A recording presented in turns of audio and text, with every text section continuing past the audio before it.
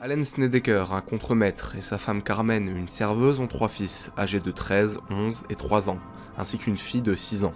Les 2 aînés sont issus du précédent mariage de Carmen. L'aîné de 13 ans, Philippe, est atteint d'un cancer, le lymphome d'Hodgkin, et il doit se rendre 5 fois par semaine au centre de soins le plus proche qui se trouve à plus de 400 km. Les trajets l'épuisent de plus en plus, et la famille décide de déménager afin de se rapprocher des médecins qu'ils soignent. Le 30 juin 1986, ils emménagent dans une vieille maison connue sous le nom de Hallahan House à Southington dans le Connecticut, aux États-Unis. La maison dispose de crucifix dans chaque pièce. Au sous-sol, la famille découvre dans l'ancienne salle d'embaumement une boîte remplie de poignées de cercueils ou encore une fosse de drainage de sang, vestige de l'ancien usage de la maison. Carmen installe ses 2 fils Philippe et Brad dans une chambre du sous-sol car elle donne sur une salle de bain.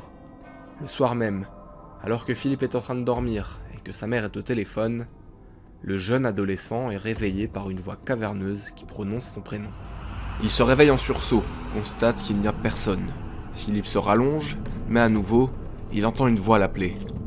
Effrayé, il court avertir Carmen, qui lui explique qu'il a dû l'entendre au téléphone et confondre sa voix. Mais Philippe est sûr de ce qu'il a entendu.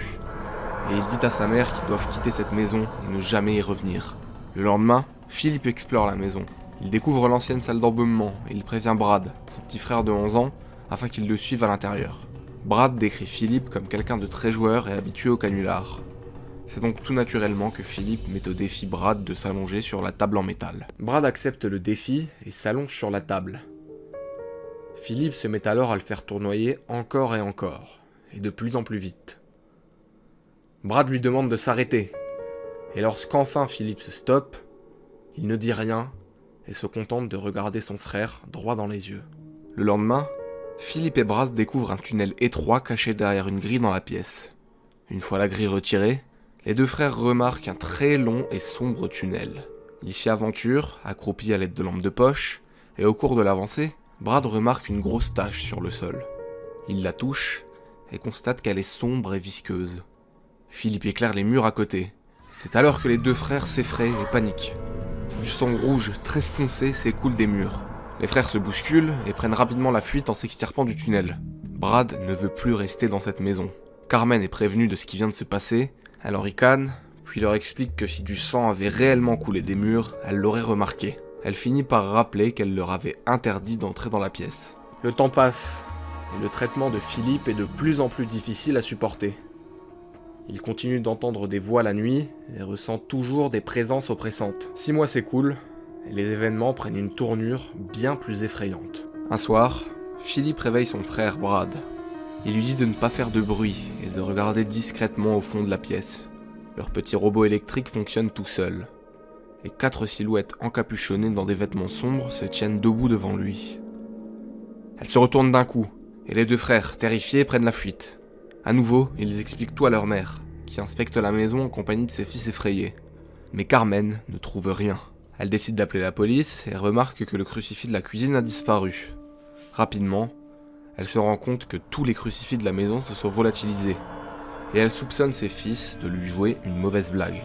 Les parents pensent que leurs enfants font des canulars et l'état de santé de Philippe se dégrade. Il voit des choses, entend des voix et souffre d'un cancer, et les médecins lui assurent que ce n'est pas un effet secondaire du traitement.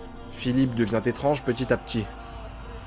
Il ne parle plus, s'isole, et décide d'emménager seul dans la chambre d'embaumement. Philippe ne sourit presque plus, il ne parle plus beaucoup, comme s'il s'était petit à petit transformé en quelqu'un d'autre. Lorsque Brad essaye de parler à son grand frère, il n'obtient pas de réponse, et Philippe se contente de le dévisager.